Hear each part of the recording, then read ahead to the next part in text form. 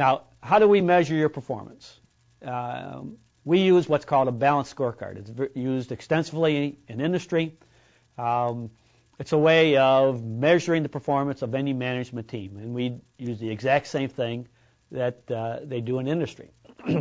We look at several things in this balanced scorecard. We look at your financial performance, which is earnings per share. We look at your market performance, which is your market share in two segments that you pick. We look at your marketing effectiveness, and that means how satisfied are your customers with your brands and your advertising. So you've picked two segments, you have to do a good job in those segments. We are also measuring your investments in the future. You have to take a certain part of your revenues and continue to plow it back in the company and with new sales outlets and research and development. And so we measure investments in the future as a percent of your revenues investing to build the business down the road. We look at the creation of wealth. And of course, yourself and the investors are going to be interested in that. And that's really your retained earnings, which are simply the sum of your profits over time. Asset management is asset turnover, which is total revenues divided by total assets.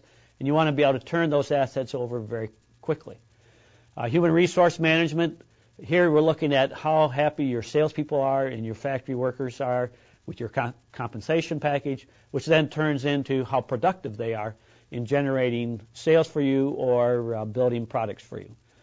And we take all these things, we put them together into a final score.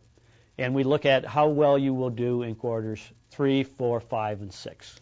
Quarter 2 is a throwaway quarter, gives you some experience, but we'll be looking at your cumulative score over the last 4 quarters. Now, why do we use a balanced scorecard? Why do they use it in industry? It's really a very important kind of a concept, and that is that if you're a marketing person, you'll get caught up in market share. You want the biggest market share possible. If you're a financial person, you look all at the bottom line. If you're a human resource person, you're looking at your employees and their productivity and happiness and so forth. All right, it's not sufficient. You have to invest in all these things. You have to manage all these areas simultaneously to be successful. And so we build this into this exercise with the balanced scorecard. The other thing which I've noticed over the years is that the very best managers do this naturally. They know how to keep 7 or 8 balls in the air simultaneously, all right, to be good in all the important areas of business. And so we're trying to reinforce that very same idea with yourself. All right.